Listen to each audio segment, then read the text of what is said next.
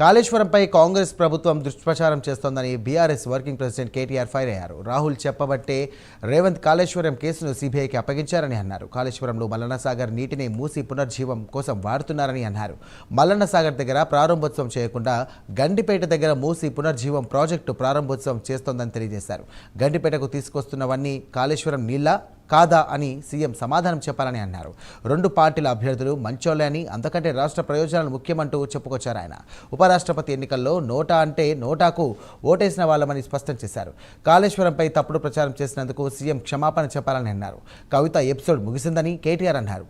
ఆమె విషయంలో పార్టీ ఒక నిర్ణయం తీసుకుందన్నారు. ఇక ఆ విషయం చర్చించాల్సిన అవసరం లేదని కేటీఆర్ స్పష్టం చేశారు. కాంగ్రెస్ ప్రభుత్వానికి కానీ కనీస సిగ్గుందా అని నేను అడుగుతా ఉన్నా. కనీస మాత్రం ఇంగితం ఉందా? కనీస మాత్రం సోయి ఉందా మీకు? సరిగ్గా వారం కిందట, ఇదే సోమవారం నాడు, వారం రోజుల కిందట కాళేశ్వరం ప్రాజెక్టు మీద కక్ష కట్టి సిబిఐ ఎంక్వైరీ అని పెట్టినారు. మరి ఈరోజు ఈ సోమవారం రోజు కేసీఆర్ గారు కట్టిన అదే కాళేశ్వరం ప్రాజెక్టు మీద ఆధారపడ్డ మూసీ జలాల అనుసంధానం అని పెట్టి ఇవాళ శంకుస్థాపన చేస్తూ ఉన్నారు. ఇక్కడ విచిత్రం ఏంటంటే, కాకపోతే ఎవరైనా మనిషి జ్ఞానం ఉన్నవాడైతే తల దగ్గర శంకుస్థాపన చేస్తారు. తల దగ్గర చేస్తారు.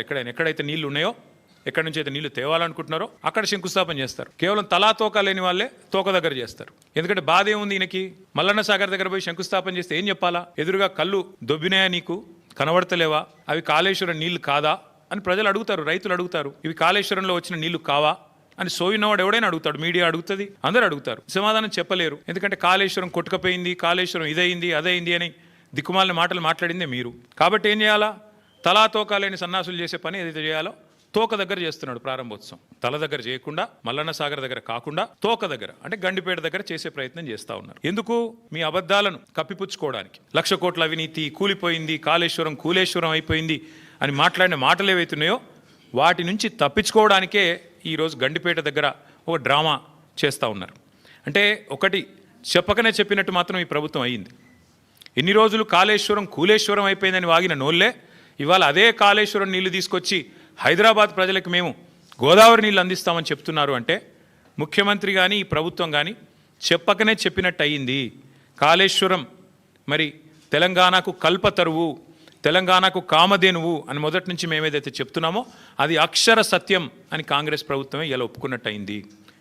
అట్లాగే ఒక నెల రోజుల కింద అనుకుంటా మా భువనగిరి యాదాద్రి జిల్లా గంధమల్ల రిజర్వాయర్ కూడా ముఖ్యమంత్రి గారు శంకుస్థాపన చేసి భారీ సినిమా డైలాగులు కొట్టినారు. అక్కడ కూడా నేను పూర్తి చేస్తాను అని. ఎక్కడికి వస్తున్నాయి? ఎక్కడి నుంచి వస్తున్నాయి గంధమల్లకు నీళ్లు? అదే కాళేశ్వరంలో అంతర్భాగమైన కొండపోచమ్మ సాగర్ నుంచే కదా దానికి కూడా నీళ్ళు వచ్చేది. ఇవాళ మల్లన్న సాగర్ నుంచి గండిపేటకు నీళ్లు తరలించి శంకుస్థాపనలు, ఆ రోజు కొండపోచమ్మ సాగర్ నుంచి గంధమల్లకు నీళ్లు తరలించడానికి శంకుస్థాపనలు, మరొక వైపు ఏమో కాళేశ్వరం మీద శాపనార్థాలు. ఇంతకంటే అరాచకమైన, ఇంతకంటే సిగ్గుమాలిన ప్రభుత్వం ఈ దేశంలో ఉన్నదా అని అనక తప్పడం లేదు. 70 లక్షల మంది తెలంగాణ రైతన్నల తరపున మేము నిర్ణయం తీసుకున్నాం. నిజానికి నోటా ఉంటే ఎన్నికలు బహిష్కరించడం మంచిది కాదు, ప్రజాస్వామ్య ప్రక్రియలో పాల్గొనాలి. నోటా అనే బటన్ ఉంటే అందులో నోటా కొత్తటోళ్ళం, కానీ నోటా లేదు. అటో ఇటో ఏదో రెండిట్లో ఏదో ఒకటి చేయాల్సిన పరిస్థితి ఉంది. అందుకే ఈ ఎన్నికలు మేము we are abstaining, we are not going to participate as a party. నిన్నగాక మొన్న 2 రోజుల కిందట మా రాజ్యసభ ఫ్లోర్ లీడర్ సురేష్ రెడ్డి గారిని, అదేవిధంగా అందుబాటులో ఉన్న రాజ్యసభ సభ్యుల్ని పెద్దలు కేసీఆర్ గారు లంచ్కి పిలిచారు. మీటింగ్ కూడా అయింది, చర్చ కూడా జరిగింది ఏం చేద్దామని. చర్చించిన తర్వాతనే, అందుబాటులో ఉన్న ముఖ్యులతో కూడా చర్చించిన తర్వాతనే నిర్ణయం తీసుకున్నారు. ఈ ఎలక్షన్లో మేము ఎవరికి కూడా సబార్డినేట్ కాదు, ఎన్డీఏ సబార్డినేట్ కాదు, మేము ఇండియా సబార్డినేట్ కాదు, మేము తెలంగాణ ప్రజలకు సబార్డినేట్ అంతే. కాబట్టి తెలంగాణ ప్రజల పక్షాన వారి బాధను వ్యక్తం చేయడానికి ఇది ఒక వేదికగా వాడుకుంటున్నాం. తెలంగాణ రైతుల పక్షాన ఈ ఎన్నికల్లో మేము పాల్గొనబోట్లేదు. We're going to abstain. Whatever had to be discussed has been discussed in the party. Action has been taken. Once action has been taken, there is nothing further that I can add or comment. Because whatever had to be discussed internally on party forums, we have done that. And we have acted. And therefore, after the action has been taken, there is nothing further for me to comment or elaborate on. Whatever had to be discussed has been discussed in the party. Action has been taken. Once action has been taken, there is nothing further that I can add or comment.